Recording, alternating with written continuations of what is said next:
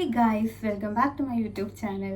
അപ്പോൾ ഇന്ന് ഒരു ഈവനിങ് വ്ളോഗ് ചെയ്യാമെന്ന് വിചാരിച്ചിട്ടോ. ഇന്നെന്താ വിശേഷം എന്ന് വെച്ചിട്ടുണ്ടെങ്കിൽ പ്രത്യേകിച്ച് വിശേഷമൊന്നുമില്ല. പക്ഷേ ഇന്ന് എൻ്റെ അനിയൻ വരുന്നുണ്ട് കേട്ടോ അവിടത്തേക്ക്. അവൻ ബാംഗ്ലൂർ ഒരു കമ്പനിയിൽ വർക്ക് ചെയ്യാനേ. അവനാണെങ്കിൽ കഴിഞ്ഞ ആഴ്ച നാട്ടിലേക്ക് വന്നിട്ടുണ്ട്.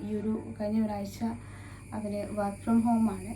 അപ്പോൾ അതുകൊണ്ട് നാട്ടിൽ വന്നിരുന്നു, ഇവിടത്തേക്ക് വന്നില്ലായിരുന്നു. അപ്പോൾ ഇന്ന് ഇങ്ങോട്ടേക്ക് വരുന്നുണ്ടായിരുന്നു. പിന്നെ അതുപോലെ തന്നെ ഏച്ചി എന്ന് പറഞ്ഞിട്ടുണ്ടെങ്കിൽ ഹസ്ബൻഡിൻ്റെ പെങ്ങളാണ്.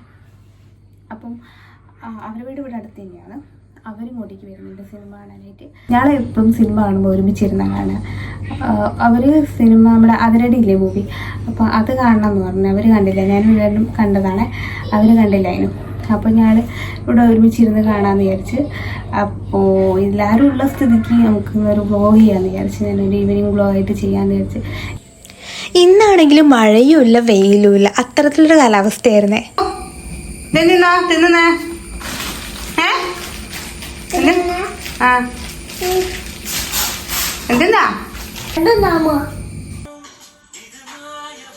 റോഡിലൂടെ ഒരു ബൈക്ക് പോകുന്ന സൗണ്ട് കേട്ടിട്ട് അത് അവൻ്റെ മാമനാന്ന് കരുതിയിട്ടാണ് അവൻ ഓടിപ്പോയി നോക്കുന്നത്.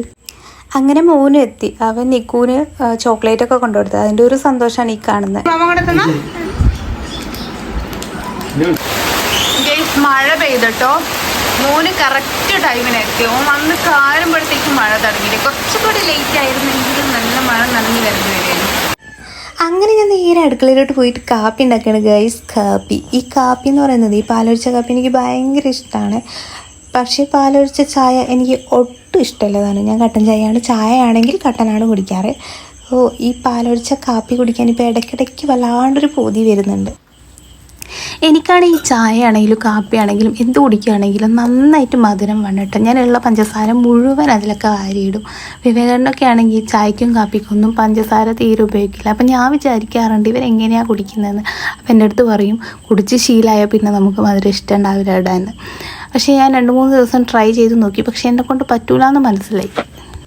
അപ്പോഴേക്ക് ഏച്ചിയൊക്കെ സിനിമ കാണാനായിട്ട് വന്നിനെ. അപ്പം ഞങ്ങളെല്ലാവരും കൂടി ഇരുന്ന് ചായയൊക്കെ കുടിച്ചു. അതിനുശേഷം സന്ധ്യ ആയപ്പോഴത്തേക്ക് വിളക്ക് വെച്ചു. മോനും ആണെങ്കിൽ ആ സിനിമ കണ്ടതുകൊണ്ട് അവൻ ഫോണിൽ വേറെ ഏതോ സിനിമ കാണാണേ.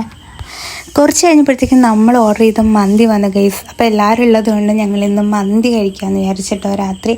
എനിക്കാണെങ്കിൽ ആദ്യമൊന്നും മന്തി അത്ര ഇഷ്ടമല്ലായിരുന്നു. പക്ഷെ ഇപ്പം എന്ന് പറഞ്ഞാൽ മന്തി എൻ്റെ ജീവനാന്ന് തന്നെ പറയാം. ഭയങ്കര ഇഷ്ടമാണ് ഇപ്പോൾ.